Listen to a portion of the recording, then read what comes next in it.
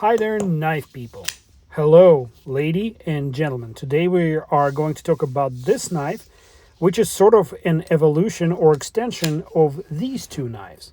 The one on top is SK23, made by hand by its designer, Kevin Smock.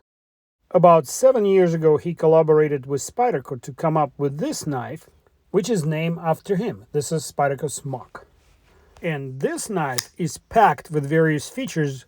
I will get into them in a minute. In the spring of 2024, Vosteed, a sort of new Chinese company, came up with this knife, which I am disassembling for you to view the mechanism, because it resembles very closely the Smock lock.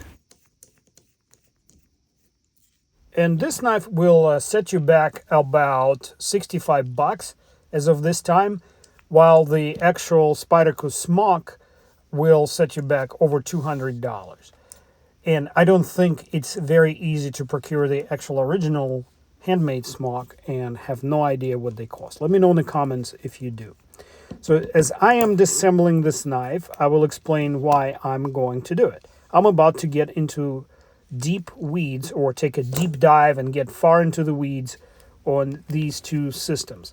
I would like to compare them side by side in order to find out once and for all if Vosteed took any shortcuts in designing a knife which is so much less expensive than Spyderco Smock. As you will see, Vosteed disassembles just like any simple liner lock or frame lock knife. I only had to remove the screw in the back, two screws holding the spacer to the liner. Right there, you can see the 3 holes on the back of the knife, and the pivot screw. The scale popped right off. The front liner comes off easily. It doesn't have any, sort of unique design features. It just has lightning holes to reduce the weight some. And as you can see, the knife is running on hollow cage steel ball bearings. By steel, I mean the balls are made out of steel. There is an interesting pin arrangement, which is different from the Smock knife. But again, nothing jumps at me as extraordinary. Now I'm contemplating what I need to do to see how the button is attached to the lock bar, that spring part of the liner. And to do so, I need to separate the liner and the back scale. I'm doing a little housekeeping here, just to keep the area clean.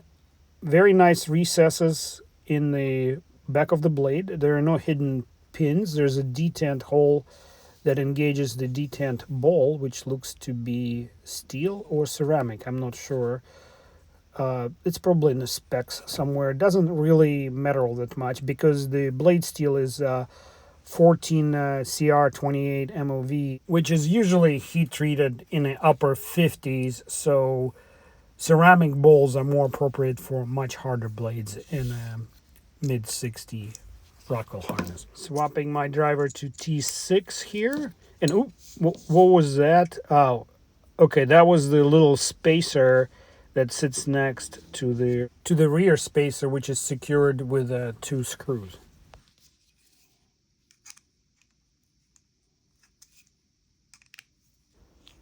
So the pocket clip has a access window to access the recessed screws.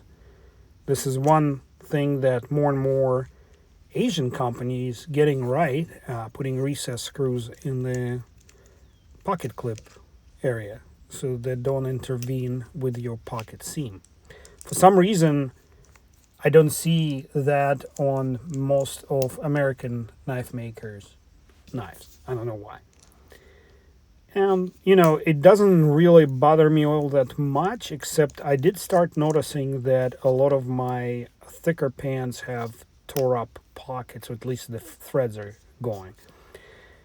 Anyway, nothing of difficulty here. Obviously secured with the screw, also a T6, and I'm not going to take it all the way apart. There's no need, just a basic, very simple setup.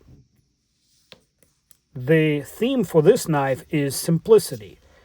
It's like, instead of belaboring all the little nitty gritty details that are present on the Spyderco Smoke and probably on the handmade Smoke knife.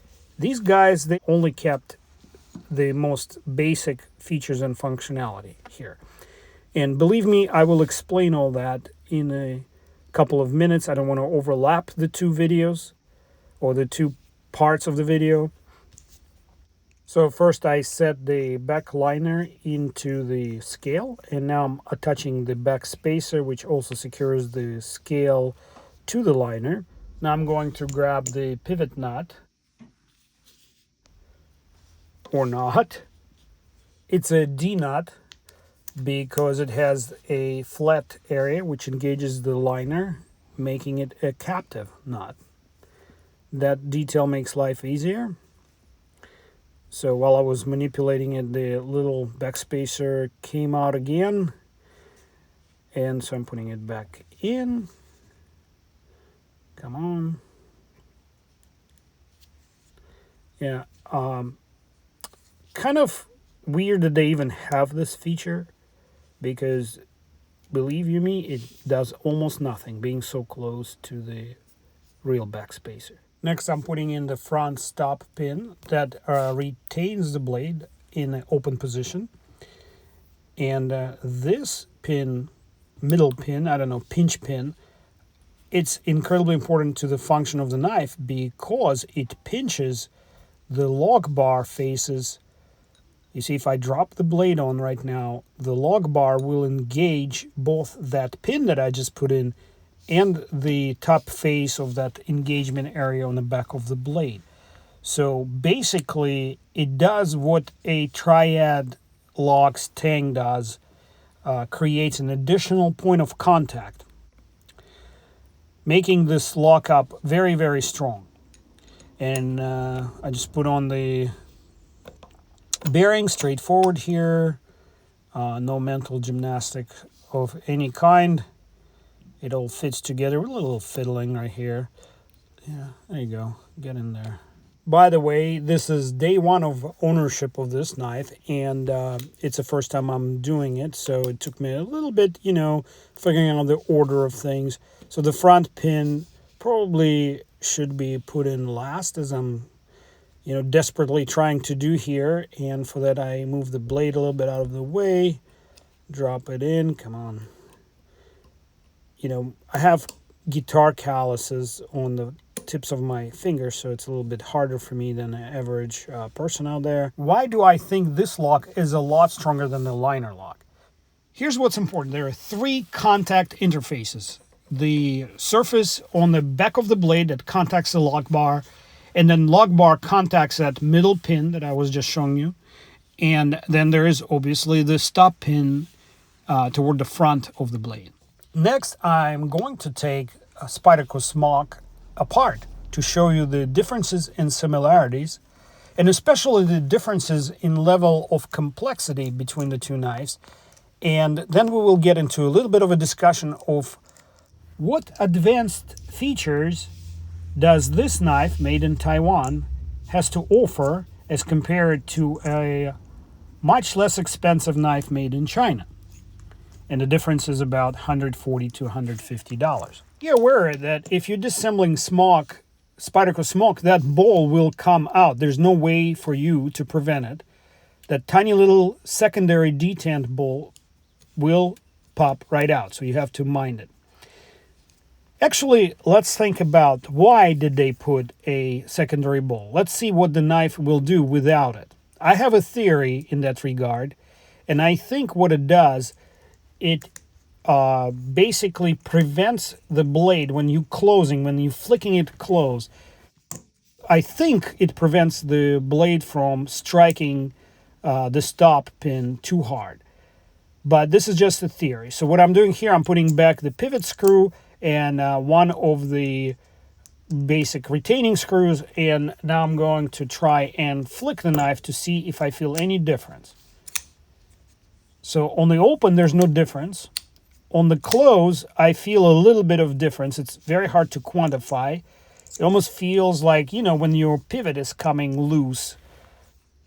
Maybe because it is loose. No difference from, from before. I can't discern any difference. So that secondary detent is still a mystery to me.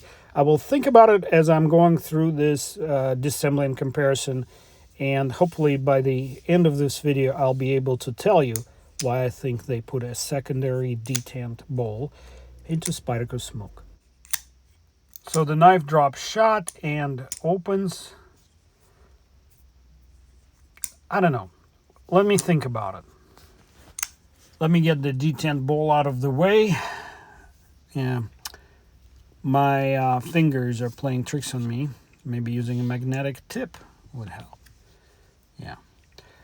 Okay, so let's continue disassembling it.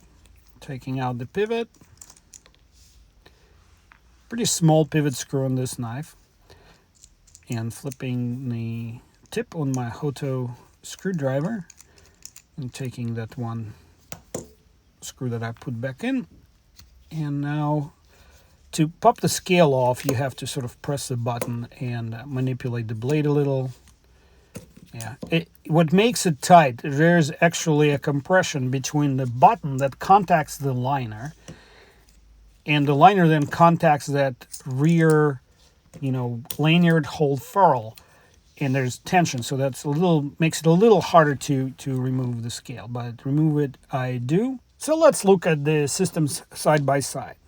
Starting with the fact that Smock knife has a hidden stop pin and a channel for the other hidden stop pin. So there are basically two stop pins which are absent on the Vosteed. What is present on both knives is that middle pinch pin, which pinches the lock bar between the pin and the tang of the blade on both knives. 1, 2, 3, 1, 2, 3. 3 points of contact on both knives. I have to say that there's a heck of a lot more machining that went into the blade on the Spyderco Smock. And we're not talking some easy machining. These channels have to be lined up perfectly, and the holes have to line up with the detent bowls, 2 of them. So that is where the money is going, and you're paying for it in the end.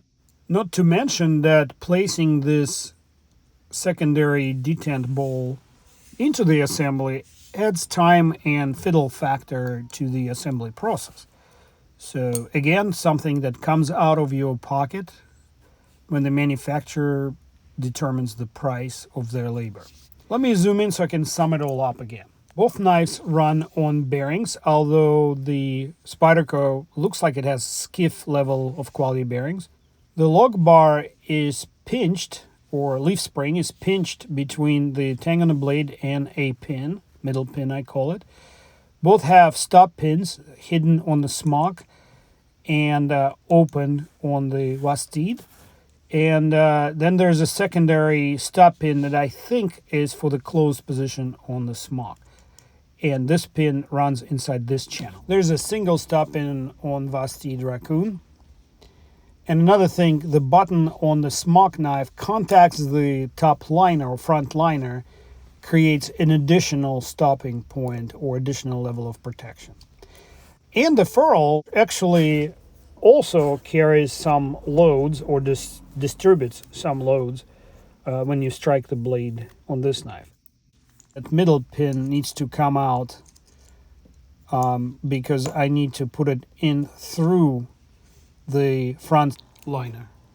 Otherwise, you'll never be able to line up all the pins and buttons and back spacers.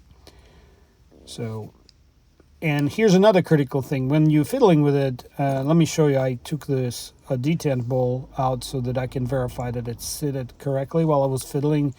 Didn't fall out. Anyway, so to place it back, to reassemble the knife, you have to be very careful and track that little bowl. And while I'm doing it, I'm still thinking about what is it there for? Why am I going through all this to keep it in place, where there's no discernible difference, at least that I could see, to how the knife functions without it. replacing the front liner.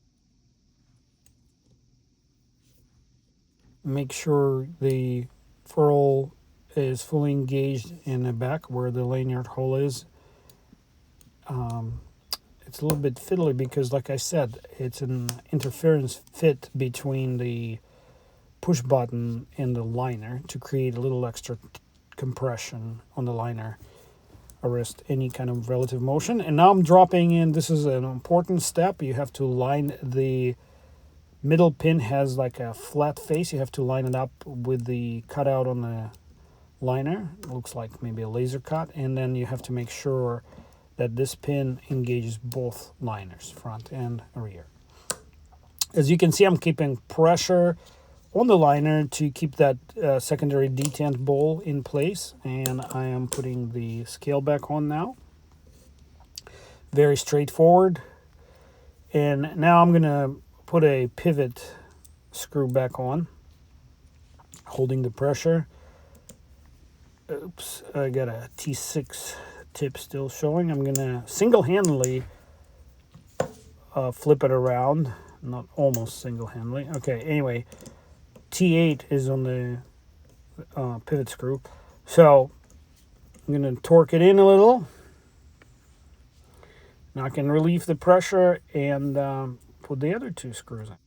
And while I'm working on the scale, I'd like to point out that the scale on the Spyderco Smock knife have a G10 overlaid with a layer of carbon fiber scales.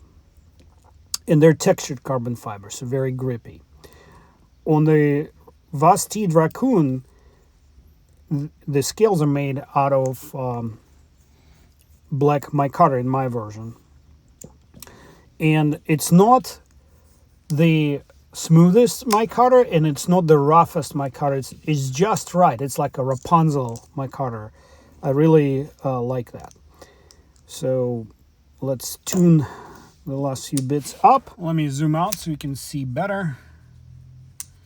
So I'm still, racking my brain to figure out what is that secondary detent bowl for.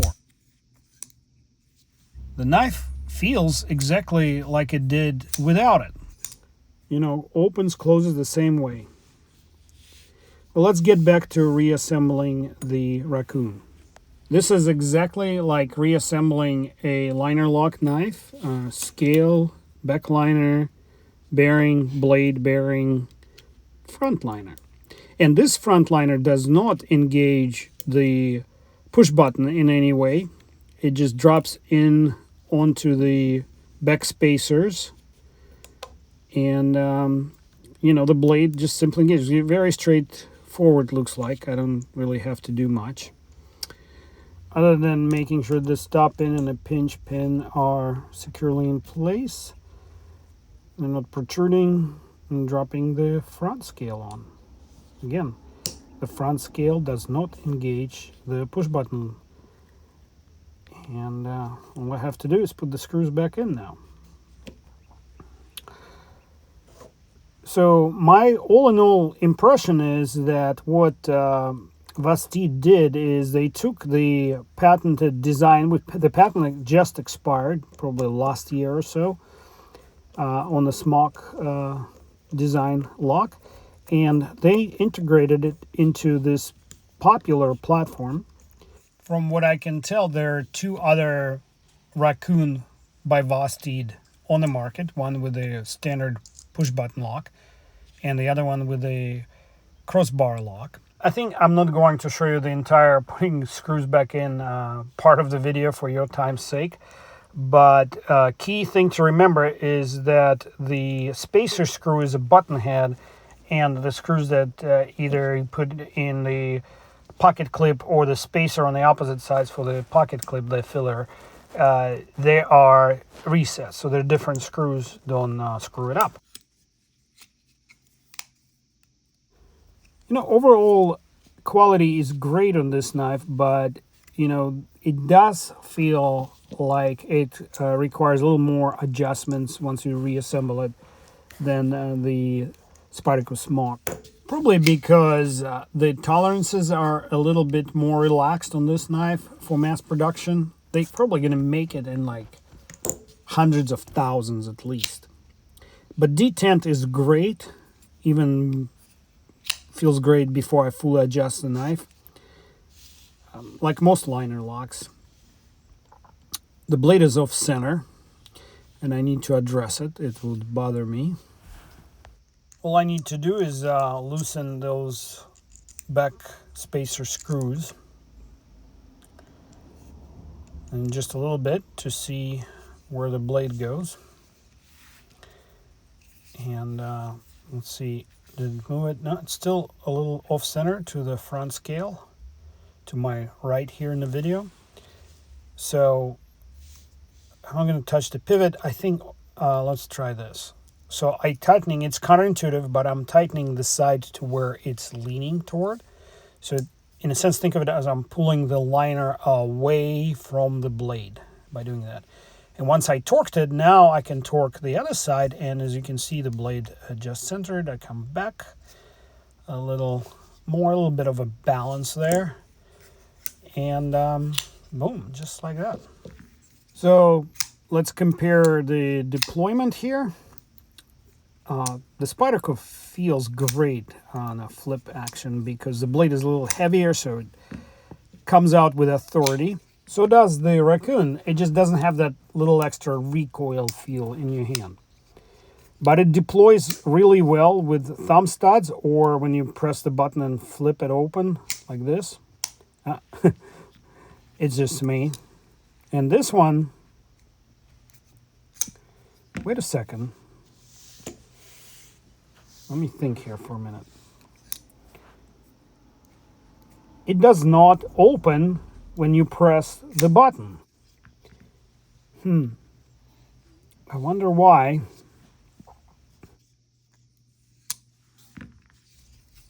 Oh my! The light bulb just went off. That's what that secondary detent bowl is for. It holds the blade in the closed position even when you press the button. You know what it's for? It's for safety, for pocket safety to be specific. So the buttons do protrude a little bit above the scale, so if you were theoretically reaching in a pocket, you could press the button, causing the blade to open, and then when you pull out, it would either poke you or cut through your pants. What do you think the likelihood of that happening is? Let me know in the comments. I do feel like Vosteed has more to offer in its price range, but Smock feels more premium. On my channel, any knife that I would even remotely consider for EDC has to go through the spine whack test.